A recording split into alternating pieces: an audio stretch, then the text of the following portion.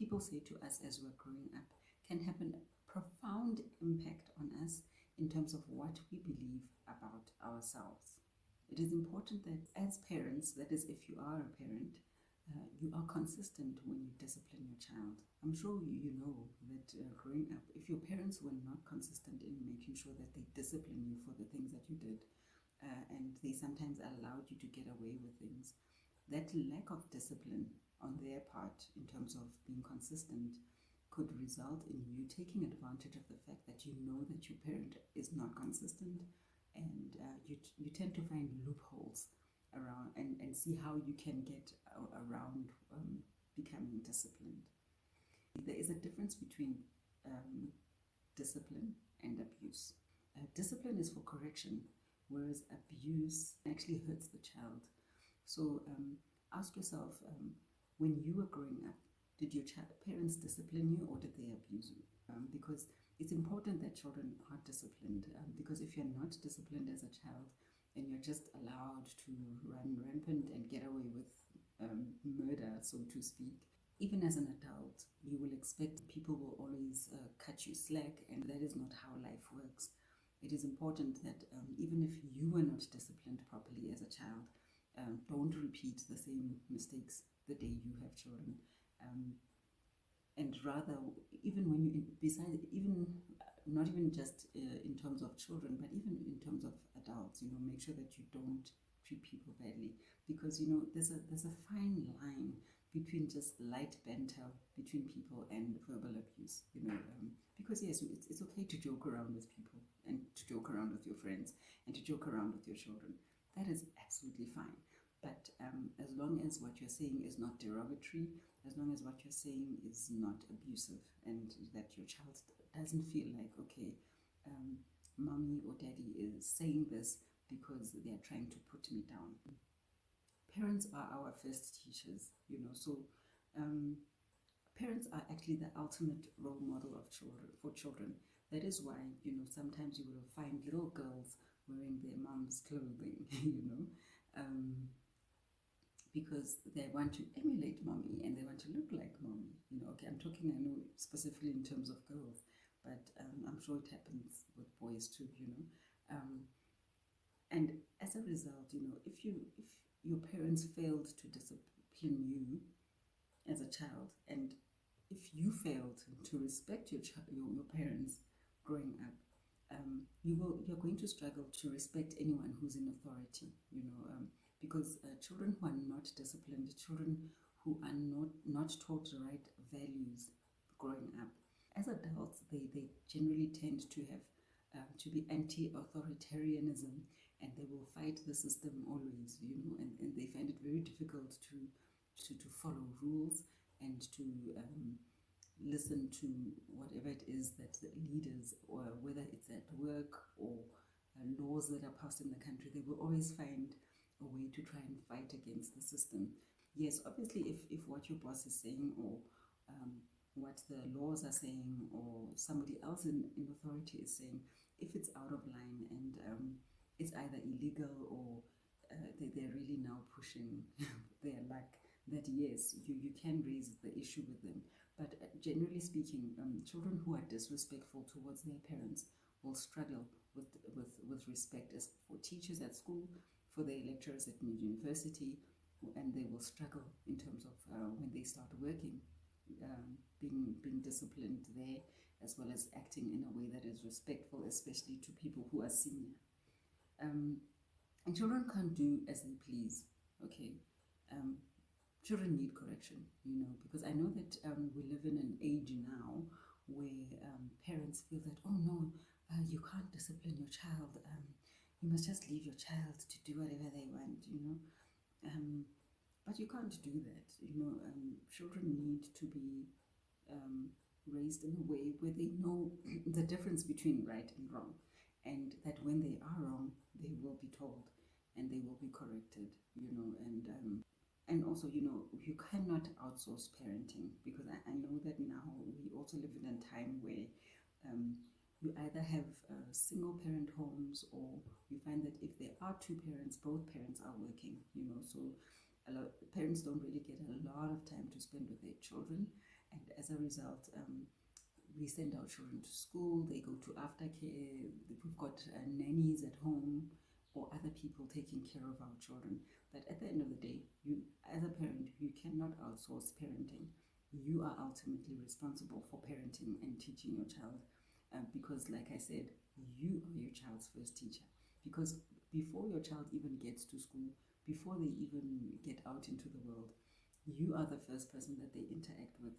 So you, as a parent, need to make sure that you draw the line, that you become a good role model for your child, that you teach your child that it's important for them to respect you. Yes, you can be friendly with your child, but they are not your friend. There has to be a certain level of respect that your child shows towards you, and you can't just allow your child to do as they please, and don't outsource parenting and blame other people for how your child behaves, because ultimately you are the parent. So you can't blame people for how your child turns out, and you can't outsource raising your child. You are primarily responsible for that. And lastly, I want to talk about parents who bully their children. If you were raised in a home where your parents bullied you or abused you, the first thing I want to say is that it is not your fault, okay? Yes, they may have made you feel like it was your fault, but it's really not your fault. Because as an adult, your parent or your caregiver is the one who was supposed to care for you and nurture you and teach you the right values, and equip you as you were growing up. But if they failed to do that, either because they neglected your needs, or they bullied you, or they spoke to you in a way that was unbecoming of a parent or a caregiver, it's not your fault, and find a way to let go of that pain. I think I've covered that. Find someone to talk to, journal, I don't know, just find some constructive way to, or an outlet for that pain, and find a way to deal with it so that you don't continue to walk around wounded. Forgive your parents, and find a way to deal with the baggage that you're still holding. I know this is not an easy thing to do. There's a lot of adults walking around the hurt from stuff that their primary caregivers or their parents did. But it's important for your own sake and for your own sanity to forgive the person and let it go, and find a way to offload that baggage that you're carrying from the pain and the hurt that you experienced, and don't perpetuate it by well, if you are a parent now, or one day you may have children, don't take what your parents did to you and then repeat it. As I said, it's important that you learn from the errors and the mistakes that your parents made, and instead of you also becoming a bully either to other adults or to other children, or your own children, find a way to forgive and move on. Accept what happened, that yes, because you can't change what you don't acknowledge. Yes, I know that often people don't want to acknowledge their pain and let it go, but that is the first step towards healing, acknowledging what happened. And if you are able to, confront the person who abused you or who bullied you growing up, whether it be your parent, your sibling, or somebody else. But here specifically, I'm talking about parents and caregivers. Find a way maybe to address that issue with them and talk to them about how what they did affected you, and like I said before, be conscious of not repeating the same thing and now treating other people badly because of experiences that you had. You deal with your pain, you deal with the underlying issues that you still have, deal with your baggage, find someone to talk to, find an outlet so that you don't allow it to continue controlling you. Because you see, the thing about forgiveness and accepting what happened and letting it go is that it's actually not about the other person, it's about you. So even if the other person actually ends up not apologizing for what they did, or acknowledging what they did, or just brushing off what they did, by you forgiving them, by you letting go of it, it no longer controls you, and that person no longer has control over your life, because you can walk around wounded for the rest of your life, and that person is just living their life, and you're the one that's hurting.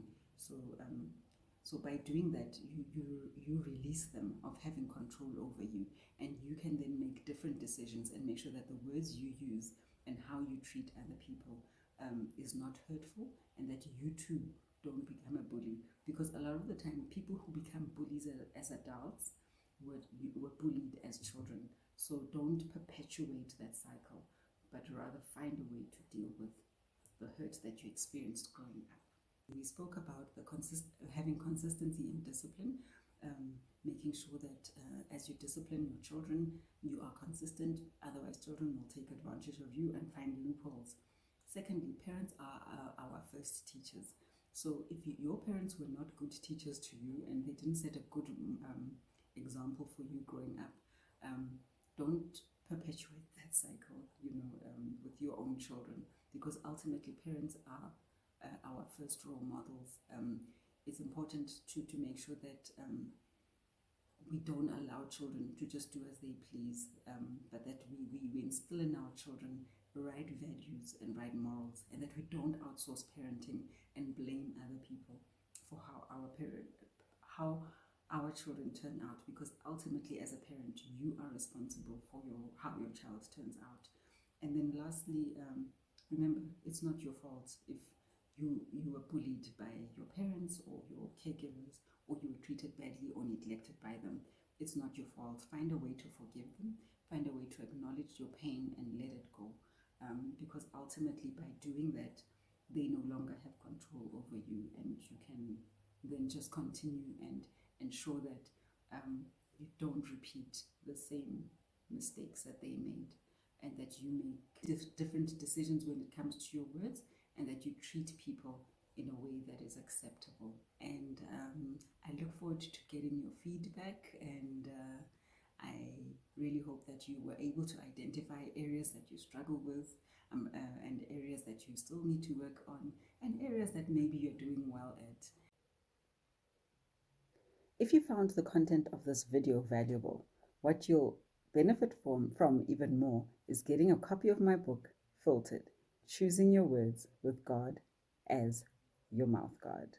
I have included purchase links in the description below. In this book, I give practical wisdom on how to be more conscientious of the words you use and how your words impact those around you.